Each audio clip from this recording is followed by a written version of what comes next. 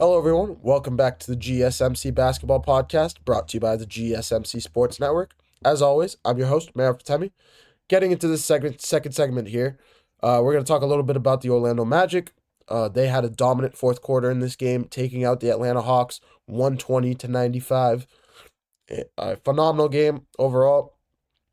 Just unfortunately, they had to deal with being compared to the Warriors Grizzlies last night, which honestly on any given night it's very difficult to compete with. So um, yeah, but the Orlando Magic continuing to play very well down the stretch here, taking out Atlanta, setting up a date between them and the Boston Celtics in the first round of these NBA playoffs, and we're gonna get into everything about this game. But before I move any further, I'd like to remind you guys to please like and follow the show for more GSMC Sports Network content. Also, we get a number of questions that come in during the show. So that to ensure that your question gets read on air, I ask that you use the tips and donations link at gsmcpodcast.net for your questions. This puts your question at the top of the list, so I see it. It also really helps out the show. Again, the link is gsmcpodcast.net for all your questions and comments. And I've said it before, your guys' input really helps us build our shows. It helps us find out what to talk about, what you guys like to hear. Let us know all the positive, negative, anything you guys have to say. Please let us know in the comments. And if you guys have any questions or comments for me during the show to answer live, please use the gsmcpodcast.net for a link for all your questions and comments, because it really also helps out our show, and I will be able to answer it quickly and accordingly. But moving right back here into the second segment of our show. Yeah, this was an unbelievable game, really, as well. Um, the Orlando Magic did kind of dominate this game, and really was. I did expect, if you ask me what I expected moving into this game, I really did think Orlando would win this game. I just didn't think they would do it in the fashion that they did. They did it in pure dominant fashion, and honestly, one of the most dominant fourth quarters I've ever seen as an NBA fan, as dominant as it gets. The only one I could think of come close to this in a similar performance was, if you can think back to the 2020 NBA playoffs between the Los Angeles Clippers and Denver Nuggets, in that game 7 between the Nuggets and Clippers, where LA just really collapsed and couldn't muster their offense, and Denver just, on the defensive end of the ball, being able to shoot the basketball, in general, just dominating on all aspects of the floor. That's what Orlando did to Atlanta. That's the only way I could really describe it. But yeah, all major props to Orlando's defense in this game. They had a lot to do with how this game transpired. They held a 14-point lead. They dominated the first quarter, going up by 15. Going into the fourth quarter, or going into halftime, they held a 14-point lead. And what was really just, nobody could really do anything to them. They're just dominating on both ends of the floor.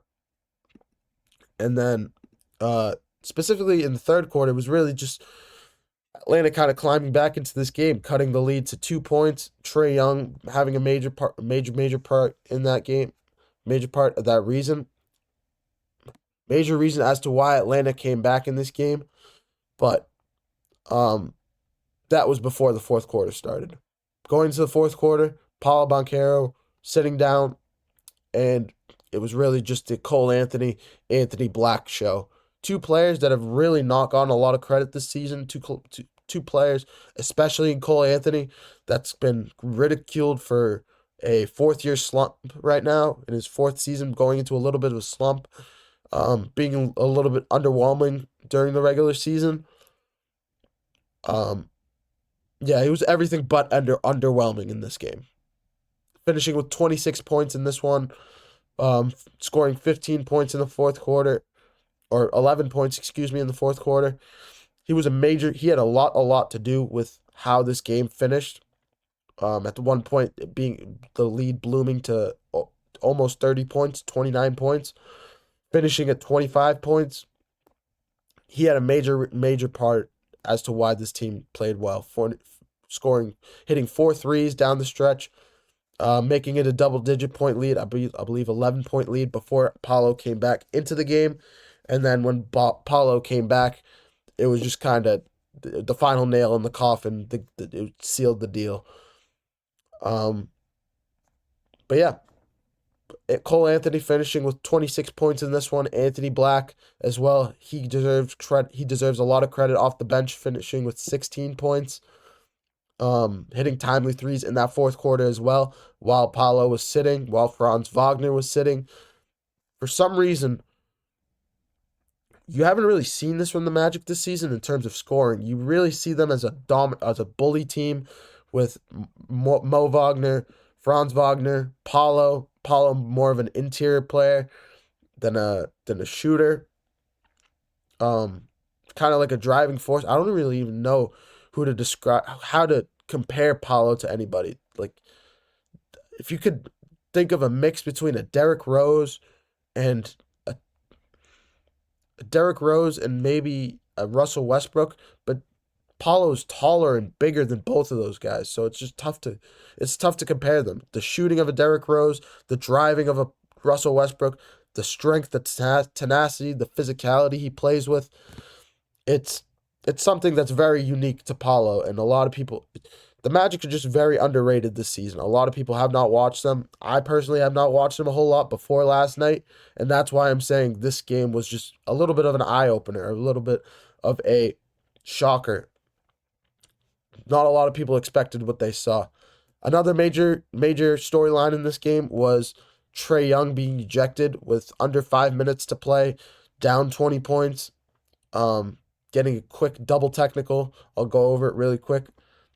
Throwing the ball at the referee. That was kind of aggressively, if you want to call it that. The referee didn't take good note to that, teeing him up pretty quickly.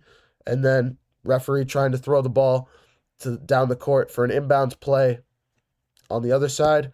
And Trae Young, for whatever reason, getting in the middle of that, kicking it out of bounds, and for what looked like probably a delay of game technical.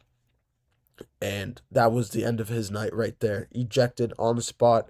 Back-to-back technicals, ejected on the spot. And what really looked like frustration technicals. Yeah, it just really looked like the Magic's defense just put not only Trae Young, but the entire Atlanta offense in a state of just threw him in a loop. This is the only way to call it. Just threw him for a loop. They just could not understand what was going on. They could not handle the pressure.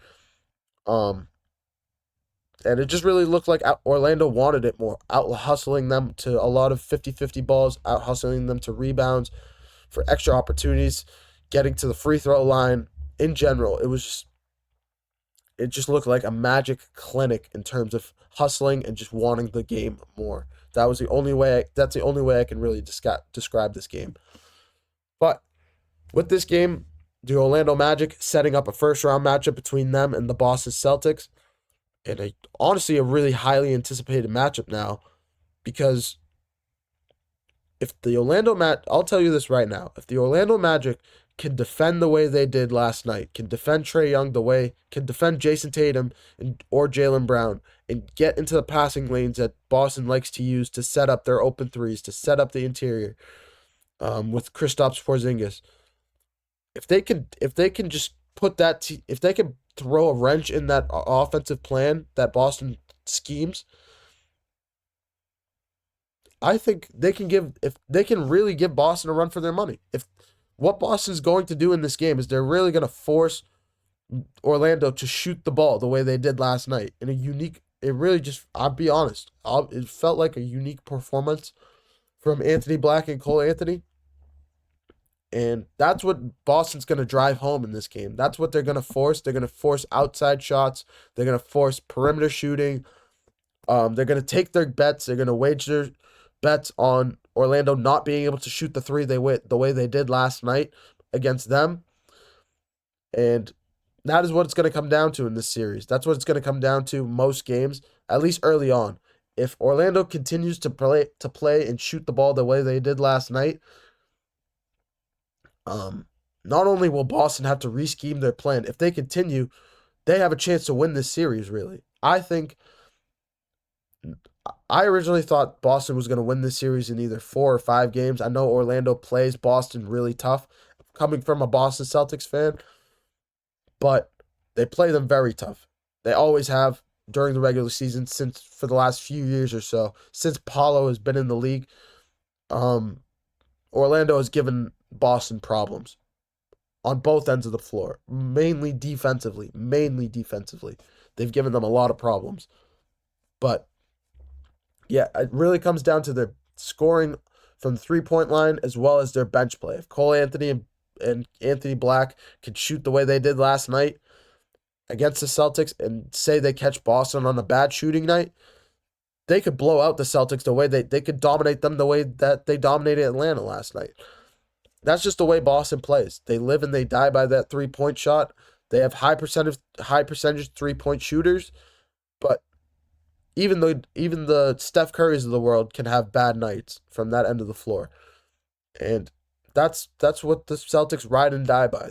They either win in dominating fashion from that 3 point shot. When that 3 pointer is landing, they're borderline unstoppable to beat, unbeatable, impossible to beat. And when they can't shoot the ball very well, they look kind of anemic. That offense looks anemic. They can't really get some rhythm. They can't get any rhythm going, and it's just difficult for them to muster any offense the way they'd like. Um, but yeah, that's the story of the game yesterday overall, and yeah, the Eastern Conference continues to get hotter and hotter every day that goes by.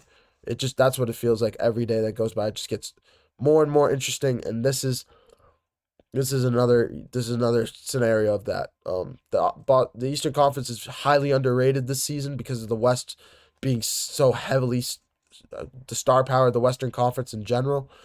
But this is going to be one of the premier matchups, I think, and I'm very excited to see what goes on between these two squads.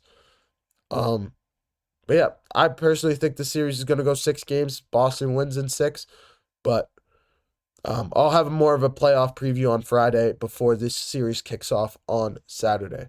I'm going to take another short break. When we come back, we're going to take a look at the other 9 and 10 playing games between the Heat versus Bulls, Sacramento Kings versus Dallas Mavericks. We're going to take a look at both of those games, preview both of them, the keys to both of those games, and predict give my predictions of what's going to happen. I'm going to take a short break.